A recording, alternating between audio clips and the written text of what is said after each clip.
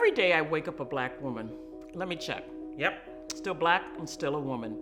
Because of the visibility of race and gender, my race and gender affect how I see myself in the world and how others see me. And that's true for all of us. But what appears to be a simple visual is really just the surface representing a complex set of qualities, beliefs, and expression that make up what we call identity. I'm Deborah Plummer, a psychologist, author, and diversity, equity, and inclusion professional whose research focuses on racial identity development and how cross-racial friendships work and fail in American society. I'm all about turning us and them into we, which is why I'm so excited to share with you this conversation with my dear friend and fellow psychologist, Dr. Laurie Stevick Rust. Dr. Laurie is a clinical health psychologist, media commentator, author, and award-winning keynote speaker on women's empowerment. In this conversation, we talk about how we can be more fully authentic as women and how we can become better anti-racist. Enjoy the conversation, and I'll be back at the end to help you get started on your conversation.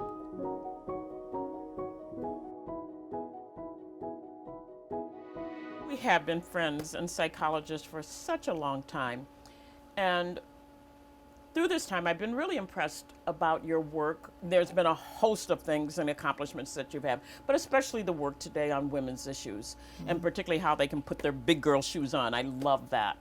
And I am struck as someone who's in the space of racial equity and race, working towards race relations. When I hear that term Karen that's used particularly for white women who are wrapped in their privilege and unaware, I cringe because I don't think name calling really helps us to move our conversation forward. But I understand what they're talking about, especially as an African American woman who experiences the intersectionality of racism and sexism. And trying to understand that, though, I found a lot of good understanding from your work. In terms of the roots, causes for why women particularly don't have that courage and don't have the authenticity they need in order to not be a Karen, if you will. So thank you. I think that today, now more than ever, we're in such a divisive culture. And women particularly, I think, fall in that trap of we're either assertive or bitchy. Absolutely. Or we're either motherly or businesslike. And when society starts to label us, like whether we're labeled as a Karen or we're labeled in some way, we tend to internalize that. And the danger is not standing up and being able to say, I am both. I am all of these things. I can be bitchy and assertive. I can be motherly and businesslike. You know, it's the polarities that when we struggle with that, the duality of being a woman, and we show up fully authentic with both our strengths and our weaknesses exposed, that's where our real power sits. And you know, Debbie, when you meet a person, particularly a woman, who is down to earth, larger than life, I mean, think about the words we use for really amazing, successful women. What are they? They are authentic. Absolutely. They are real. Absolutely. And they are standing fully in their power of saying, here I am, strengths and weaknesses all wrapped into one. And that is the truest power of being authentic. And it moves us forward in our business and it moves us forward in our relationships. I really believe, having worked with women for the last 30 years, thousands of women, being authentic is the game changer to our success. I really do. Wow, well, you're a great role model for that, really. Thank you, and I thank you for that, because I think it takes great courage to show up like that. And the work you've been doing for all of your professional life really also takes courage, because we're tapping into the unconscious bias of ourselves. So can you talk a little bit about that component to being authentic? Because I think they definitely do intersect. Absolutely. I so love what you said about courage and standing up and also being real, because and the duality actually that women experience, because we also experience that duality around racism, you know, and being, you know, the visibility of race that comes with either being a black or a person of color. So when we talk about that duality, racism does exist and it persists It's been with our country, for over 400 years since its inception. I think about Thomas Jefferson, who was one of the writers and signers of the Declaration of Independence, and yet, owned slaves and had 5, some historians say 6, black children. And so that duality exists, and we do have to have those competencies to learn how to live in that duality of a nation that is both racist in its in its reality, in its current presence and how it plays out today, but yet aspirational, in not being racist in a post-racist society. That's all aspirational. And so the work we have to do, you talked about courage and it being hard. I think it's hard to put your big girl shoes on, Right. And it's certainly hard to know how to have those competencies, to live in that duality. Yeah. Well, and let's think about the words. They're so heavily charged. Racism and sexism. Oh, gosh, Nobody's stepping up to the microphone and going, "Hey, I'm a sexist. I'm a racist." Everybody's going, "Well, not me. That's not me." Exactly. But it's having the courage to do your own work, to go deeper, to go, you know what? I think I do have some racial bias. I think I do have some gender bias. Absolutely. Why am I reacting this way? Doing that introspective self-work, I think, is so important, and particularly for women, because I think sometimes if we don't step into that, other people are going to define it for us. Absolutely. And if you follow where the power is, we still know that there's a power differential in work, Yeah. in business, in industry, and sometimes even in our homes, where there's still, everybody wants to say it's equal, but there's still a subtle component of it's not quite there yet. And I think the same holds true with racist beliefs. Absolutely. I get excited about the discovery process that people are having right now about race. White folks, trying to understand what whiteness means, for people of color, continuing to do that work about racial identity development, because it's critical to that first step. Because you're right, everybody recoils when they, Yes. when we hear those terms. Nobody wants to be called a racist. Not even racists like to be called racist. Right, yes. And so, but we haven't given, though, people an understanding of what it means not to be a racist, Right. and how we can become better anti-racist. And the same thing, I think, with women. We tell them, like you said, you're not supposed to be, bitchy, and you're not supposed to be assertive in these things, but yet you necessarily have to be. If not, it falls into those name callings and the other things that we know that we don't want to be. Right. Well, and I think that's where, we've talked about this over the years of how do we go deeper into these conversations, because they're not easy. I mean, all of this takes courage. So this isn't like, okay, I'm going to read a book and I want to know a little bit about that, or I have a black friend. Even when you and I have done work together before or put out a webinar together, sometimes I get the backlash when I say my longtime mentor and dearest treasured black friend. People will go, "You're a racist because you're claiming, oh my gosh, I got a black friend." Yeah. So I think when we take that deeper dive and go, yes, I have a black friend, but it hasn't been easy. Yeah. I've had to really look in the mirror at myself to go, why do I think that way? On the surface, of course, it's not there. But like any ism, we have to go to that deeper level, or we risk becoming an imposter in our own lives. Absolutely. I'm hoping that we get to the time when having, quote, a black friend, that a black is an identifier and a woman is an identifier. We don't have all those social loadings that are there, because you're right. I love that. Yeah, it does take a lot of work to unpack those social loadings and put them in a way that helps us to be real and authentic. That's why I call myself a cross-racial friendship advocate, an activist, because I do believe it's in these kinds of relationships, where equal status relationships, where we can do that work. The trust is there so that we can have that sure path to healing this ever widening racial divide that's affecting the quality of all of our lives. Well, and I'm glad you said that, because I think for many people it can be, okay, yeah, there's that racist stuff, but it doesn't really affect my life. And yeah, there's those sexist things, but at the core, if I'm being really honest, I'm a man, and it doesn't really permeate my world.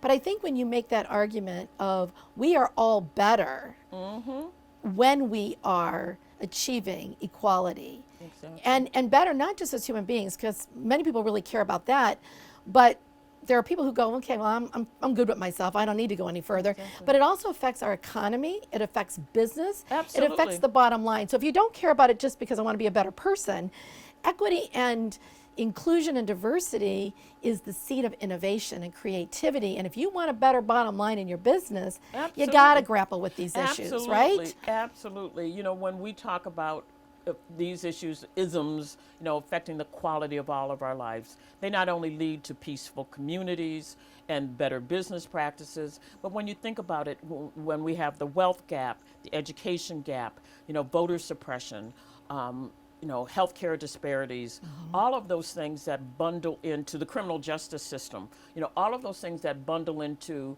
the results of racism, those do affect the quality of all of our lives. So if we want to get to that beloved community, you know, that Martin Luther King talked about, if we want to achieve the kind of inclusive, just society that really benefits all, you know, and not use social privilege as a power grab, but to really use it as a life skill, as a leadership competency, then we have to develop some of those same things you talk about in your book, you know, about the courage that women need and the authenticity that they need, and not buying into the imposter syndrome. So they do work together. We have our multiple and intersecting identities. Like my blackness didn't just walk into the door, and then I left my, you know, sexual orientation or my gender at the door, or my ability level. All we're fully authentic individuals, and we come out of our multiple and intersecting identities. Yes. And you know, it's interesting you say that, because I'm sometimes asked in the work that I'm doing with women about how do we achieve success? Because that's really a lot of the work that I do also is helping women be successful, whether it's in their profession, in their business. The courses I teach, the things I talk about, is really helping women reach their fullest potential. And I love the concept that we really are fully showing up as our best selves when all of those identities show up. And then when we step into the purpose of why we're even here.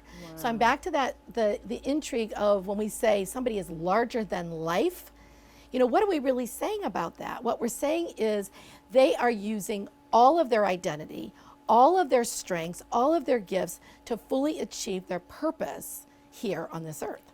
And I think that ties into the work that you've been doing for a long time around, we have to hold the concept of different identities, different realities. So talk a little bit more about that, because I love when you frame it that way about the what do we do next? What's our going forward and holding these different realities? So if I had to give three things that I think I would want people to understand from the work that I do, it would be that, first of all, like I said before, that racism exists and persists. So we have to know how to live and navigate in this duality that's in our society. And that means that we have to engage in what I call multiracial living, like where we choose to live, where we choose to work, where we choose to services that we buy from, the organizations that we support, how we vote, how we, you know, what news we watch and don't watch, who we choose to believe and not believe, who we put into our circle of influence. And then how do we become better anti-racist?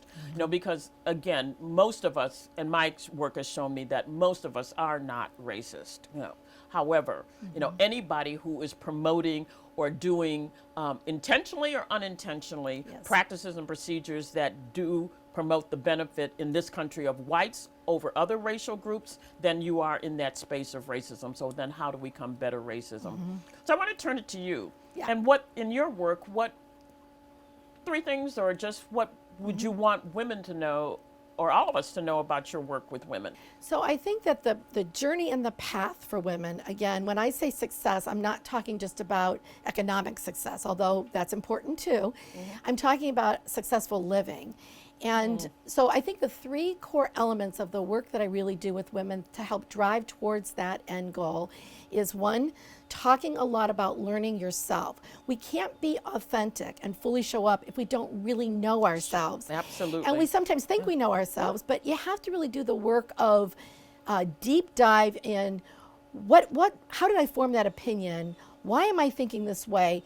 when somebody gives me a compliment, why do I dismiss that? Why isn't it sticking to me like a piece of Velcro? You know, what's happening with that? And all of that is learning how to play to our strengths, which women often focus and shine a light on our weaknesses, like how do I make this better? Instead of going, okay, that's my weakness, I'm gonna step over that, but boy, here's my strength and I am gonna highlight that. Wonderful. So helping women do more of that.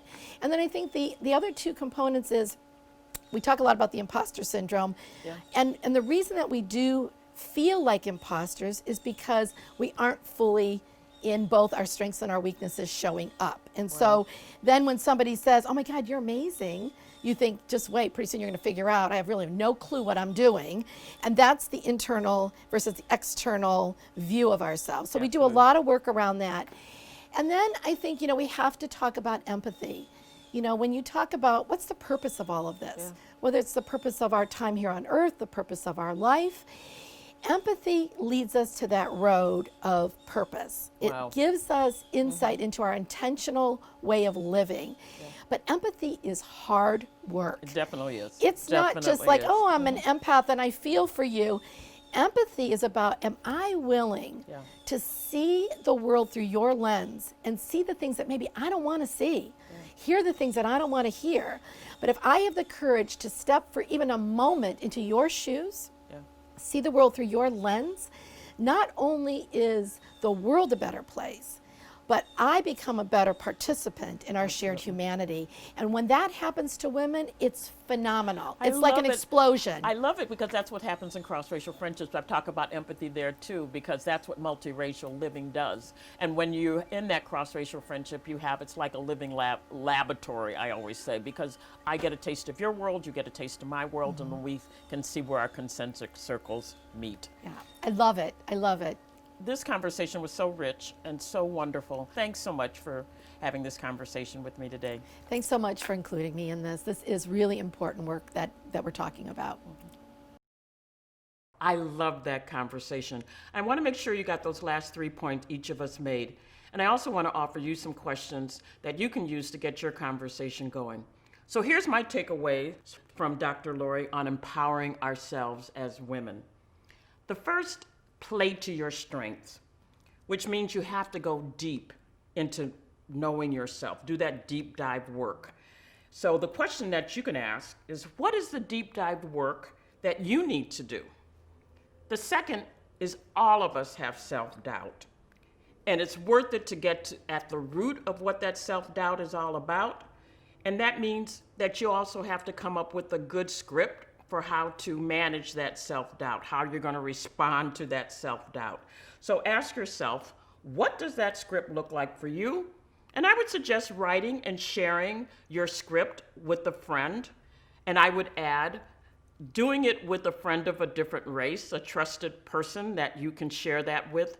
Because I'm sure if you cross racial lines in sharing that information, it's going to unveil some hidden things that you didn't know about yourself.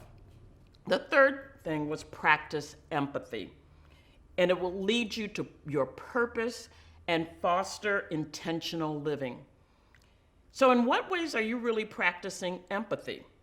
You know, Lori said that practicing empathy is really hard work, and I could not agree with her more. You know, we have to examine how we think and how we feel in order to really truly connect with each other. And that's a really good segue to race, because I believe that empathy is the gateway to how we manage and start to achieve racial equity. So the 3 points on race. First, racism exists and persists, and we all live in this racist society. So think about how racism shows up in your personal and your professional life and have that conversation. The second, engage in multiracial living. Have a conversation about where you live, who you buy services from, how you vote, what organizations you support and promote, who you have within your circle of influence, who you receive information from, and who you choose to believe and not believe. And the third point was to become a better anti-racist. So understand first what it means to be an anti-racist, and not simply just not racist. Take the anti-racist style indicator and discuss your results with your family and friends. You can find the link to the Anti-Racist Style Indicator on my website.